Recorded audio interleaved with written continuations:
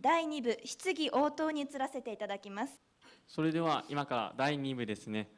第2部の質疑応答に入りたいと思います。ここでは皆様からの質疑をですね、先ほどアナウンスしましたように、回収ボックスやメールで配信されたものをここでユヌス先生に質問させていただきたいと思います。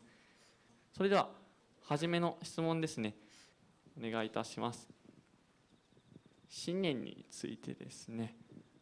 ユヌス先生に、2つほどお伺いしたいことがあります。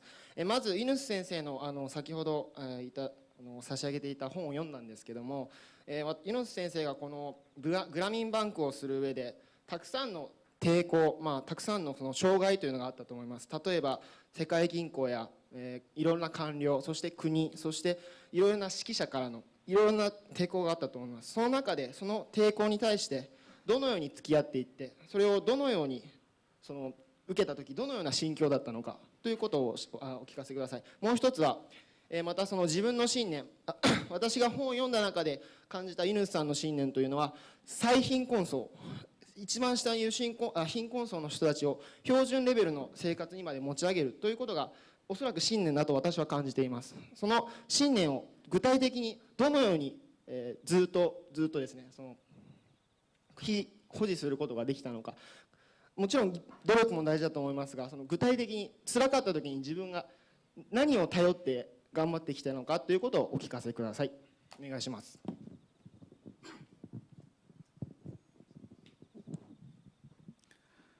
Yes, there are a lot of opposition, sometimes hostility in a very aggressive way. But it came at different forms and different times. And I was so busy doing the work, I was not paying much attention to it. The first opposition came from men because I'm giving money to women. So they thought it was something against them. The husband of the woman that we are lending money to felt very insulted, that how can you give money to my wife instead of giving it to me? Because men always felt everything should come to him rather than to his wife. So he was very angry. In the same family, it's not outsider, just because we are giving money to his wife and we are not giving it to him. So that was a big tension, how to address that tension. We had spent a lot of time in the initial period on this particular issue, because if man gets angry, he cannot come and attack me. He becomes aggressive with his wife. He starts beating his wife because he's angry what we are doing, because she agreed to take the money. Sometimes even the marriage is threatened because he wants to throw her out because she has not done something which was liked by him. So we kind of withdrew for a while. So are we doing something which is making the very marriage at risk? So we came up with some solutions so that instead of stepping back, we thought we should prepare for it. So we started discussing with the women how to handle this situation when man attacks her, her husband attacks her because of the money. So one of the things we did, we will discuss what will happen when you bring money home, how your husband will react. So we try to create that scenario, sitting together, all the women. And then after the discussion part, we started creating role play. One of the women will become the wife who just received the money, and another woman will become the husband. And as she comes with the money, what the man will do, another woman, she starts playing her role. And they do it so vividly, so realistically. You are amazed by their capacity to understand the role of a man, how unreasonable he is, how he gets aggressive with women. So she will try to explain without making him very angry. So you have to be very careful what you say, how you explain this, why you took the money. At the same time, not making him angry. And then you have to make sure he doesn't take the money from you, because you have to protect the money. So during this discussion, the principle that emerged, and we repeat it all the time, we should do it in a way we protect the money, we protect the marriage. We should not give up one for the other. So we should not give up the marriage because we were trying to protect the money. We should not give up the money because we are protecting the marriage. So how do you do both? Protect the money and protect the marriage. So we got through a lot of this. After that, what we did, we bring the husbands together, because no matter how hostile they are, how aggressive they are to their wives, but when they meet with the bank, they are very simple people, very submissive, very obliging. So we start talking to them, explaining what we are doing so that they don't have many misconceptions. And we said, if you agree with this, only then we'll give the money to your wife. That you cannot take the money from her. You have to help her so that she is successful, etc., etc. And of course, everybody will say, yes, sir, of course, I will follow all the rules. Because now they are by themselves and they are talking to us. So that helps a lot, because now we explain to them. Then we bring the wives and the husbands together. Again, go through the whole process, explaining. And again, men will promise that they will not do something. The reason we bring them together, because then they hear straight at the same time. Otherwise, wives will say, oh, bank has told me this. Husband will say, no, bank has told me this. So there will be two different things. So we bring together and everybody agreed. That has reduced the tension a lot. But still, it didn't disappear. It was there, but it's not as explicit as before. So we have gone through this many ways so that the marriage still is protected. So one big problem was the husband and wife, particularly the husband making very aggressive move to the wife. And then it became another problem. It became a religious problem. Religious people started saying that this is against religion to give loans to women. So we have to explain to them because they are spreading this so wildly that everybody was against it. They would say, no, don't come to our village, you go someplace else. We don't let our women take any money because this is against religion. So we start giving explanation about the religion, about the history, historical evidence in religion, and very, very compelling evidences in her history. The Prophet's wife herself was a businesswoman.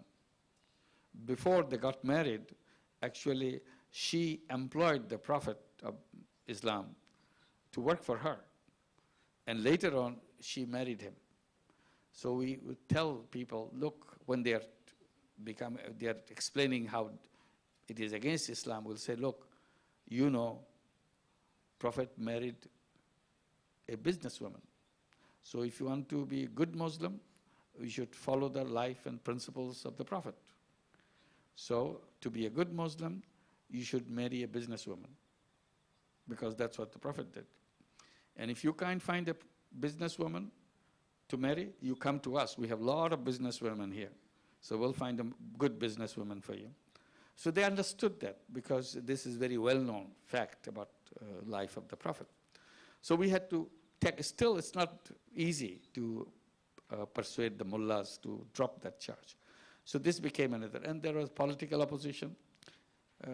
Political elements on the left thought this is an American conspiracy to bring capitalism in the grassroots, in the bottom level, so that there is no chance of socialist revolution in Bangladesh. So they are very hostile with us. Extreme left hated us. And then extreme right in the politics, they thought this is a communist conspiracy. They're organizing all the poor people so that they can someday take over power. So we have to handle this kind of thing too. So the continuous opposition came, but we continually started explaining everything at the same time, working at the level that we did. Since we are small, we are worried that if they become very strong on us, probably whole thing will stop. But luckily, we could carry on our work, despite the fact they were hostile, they were attacking us, they were physically attacking many of our staff.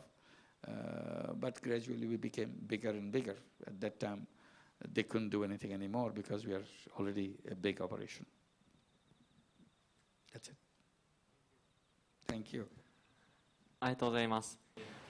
できれば申し訳ございませんが、ショートクエスチョン、ショートアンサーでお願いいたします。それではですね、匿名希望ですので、私が代弁させて質問させていただきます。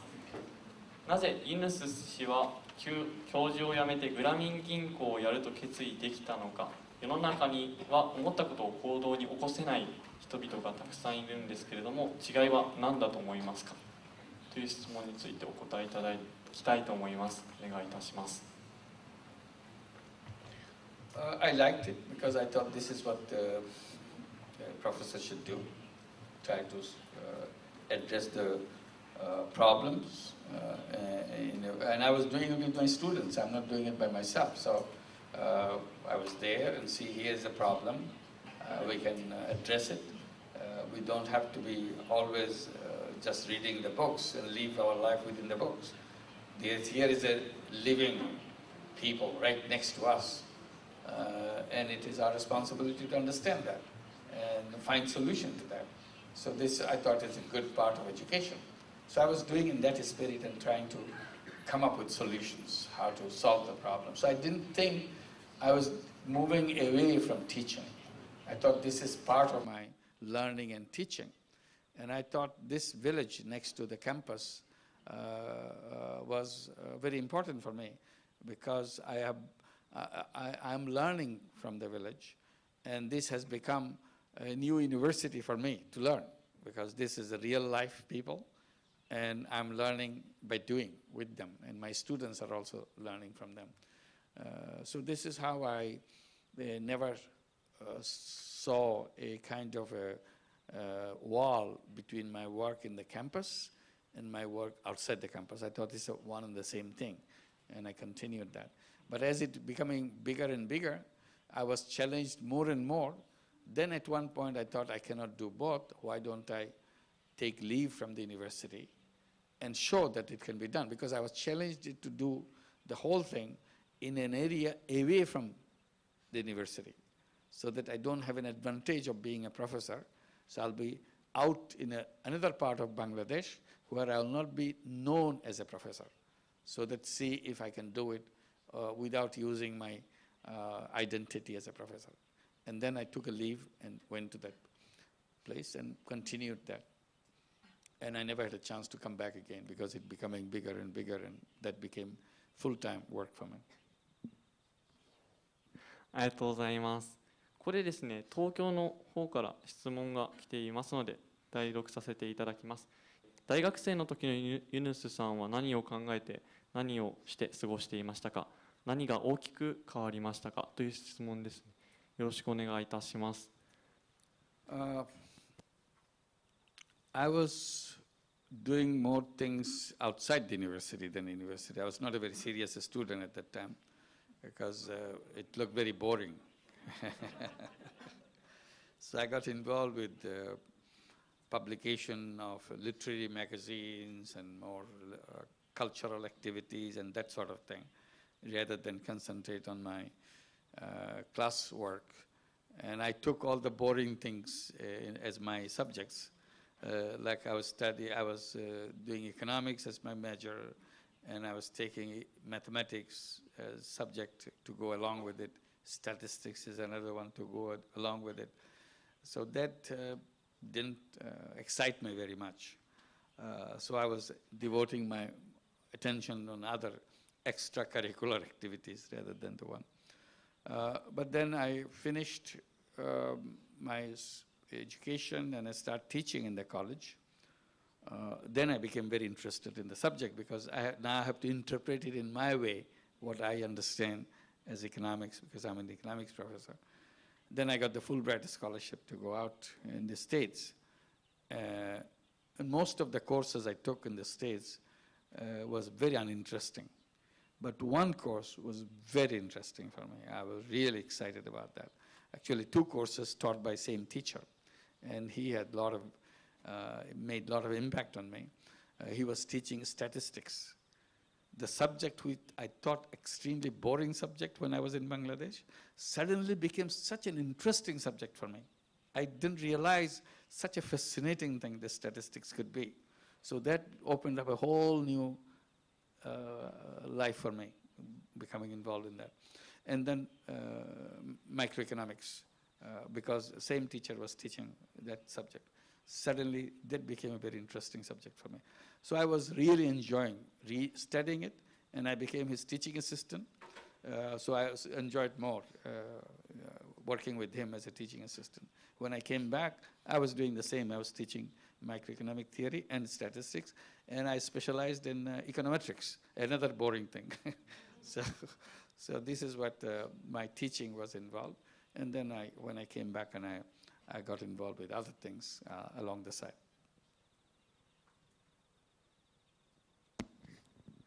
ありがとうございます。それでは時間がもうわずかとなってきましたので、こちらの会場で直接質問をされる方に最後質問をお願いしたいと思います。こんにちは。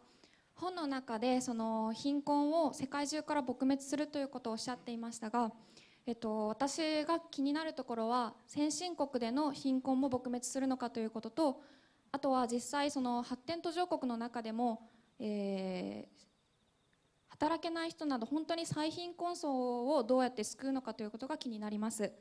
先進国ではやはりその個々人のつながりが薄く5人グループを作って互いにその連帯責任を感じるということが難しいことと思います。で、最貧困層の発展途上国の話で言えば、その働けない体が弱くて働けない人やその障害を持っている方とかも物乞いに従事していらっしゃる方というのがいらっしゃると思います。全世界貧困撲滅のためにそういうところはどのようにお考えかお聞かせください。It's easy in poor countries to see where the poor are, how do they live, and so on. But it's difficult to find out poor people in a rich country. So the way, when I say poverty-free world, I include everybody, both the rich, poor, and even the richest country, you have the poor people. The way I describe it, I said, one of the indication that you're coming out of poverty in a rich country is you don't have any welfare program anymore. People don't have to live on government dole, government subsidy. The government gives you a check every month and you live with that. That's sign of poverty because you cannot take care of yourself. You live on other people's income. So that dependence defines it. So in a poverty-free world, there will be no department called welfare department in the government because you don't need it anymore because everybody can take care of themselves. There is no relief given agency within the government. There will not be any homeless people in those countries. So any kind of unemployment benefits where you don't work but you get paid, this will not exist in a poverty-free world. So no such unemployment benefits or such things. Nothing will be on charity. Everything I can take care of my own life. That will be the essence of creating a poverty-free world. ありがとうございました。それではもう一つだけ質問の方ですね、受け付けたいと思います。日本では、この夏、政権が変わりまして、鳩山総理大臣が国会で言いましたように、日本がその架け橋として、先進国とその貧しい国との架け橋で、いろんな貧困などを救っていくと同時に、その彼の内閣はその、武力としてその自衛隊というものを派遣して、それによって、世界に貢献するのだというふうに言っていますが、その日本という国がその平和という視点で、これからどのようにしていけばいいのかということをユヌスさんはどのように考えているのかを教えてください。These are important, what you said about building bridges and being an intermediary between the rich countries and the poor countries. These are helpful policies. But on concrete things, just volunteers will not make a difference in other people's economies. The people themselves have to be prepared to take responsibilities. Like USA, for example, have Peace Corps volunteers. They send their young people, like yourself, to many different countries. They learn a lot about the world. But it doesn't change the countries where they go. It's a good learning process for young people. It's a very important program. I am very impressed by that program. I'm sure similar programs sending volunteers will do. It's good for the person to understand the reality of the world, how difficult it is. It's not simply saying, oh, they should have done that. And you tried it, it didn't work the way it is. So it's a good learning process. You have to build those institutions. This is the issue that I have been raising. You have to build new institutions to get the poverty out from people. Because the essential fact is poverty is not created by the poor people. Poverty is imposed by the institutions that we build. So we have to address that issue, institutions, how to redesign those, banking institution, for example. Concept of business, for example, redesign the concept, and then work for this concept, like the social business we are talking about, which changes the whole paradigm of doing business activity and so on. And Japan can play a very important role in that, because Japanese economy, Japanese business has enormous technology in their command. If they get involved in social business, they can use this technology to change the world as a social business. So what Japan now gives as a ODA, as a grant, as a loan to many countries around the world, and Japan is a leading country in the world in terms of helping other nations. But all this goes through the governments of those countries. And governments of those countries do the routine kind of thing, build bridges, build roads, and lots of corruption comes into place and so on. It doesn't get as much result as it should have. So if you can use this money to create new institutions, create new social businesses, Japanese businesses getting involved in social businesses, if Japanese businesses get into social businesses, they will really make a big difference in the world. Because when Japan gets into something, they always focus themselves, work very hard to take it to the top. So if Japanese businesses get involved in social business, I'm sure social businesses around the world will bring at the top. And the whole world will learn from them. And it will make a big, big impact in the whole world. So I would more focus on the redesigning part of it, institutions, concepts, and policies. Thank you. ありがとうございました。それではお時間が来ましたので、これにて第2部の質疑応答を終了させていただきます。ユヌス先生、質問をしていただいた皆さん、ありがとうございました。